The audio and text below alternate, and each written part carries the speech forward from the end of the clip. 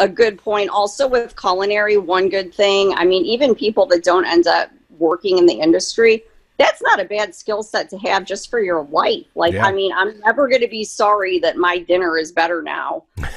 You know, like there are so many career fields. You can go to school for like dental assisting, and I don't really know what you're going to do with that.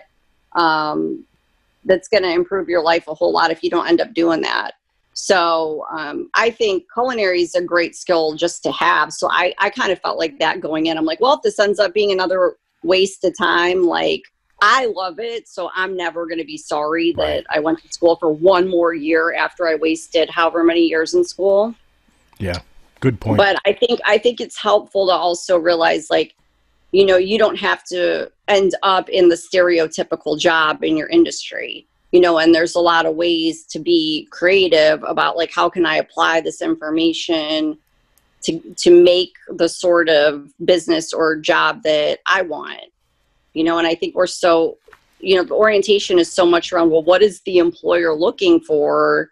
You know, a lot of people, I think, they assume they need to, you know, open a restaurant if they want to be a chef, or they assume they have to go work for somebody else. And I think there are other alternatives, and some of them you can make a lot more money too. So I think if people were a little bit more open-minded and honest with themselves about, like, what would work for them. Like, I don't want to work in a restaurant where I got to cook the same thing every day. That sounds really boring to me. You know, I also don't want to work that hard for no money. So I was like, I got to be more creative and come up with some ideas. My health can't support working 80 hours a week, you know, grinding it out as a slave for some billionaire family, which I accidentally tried.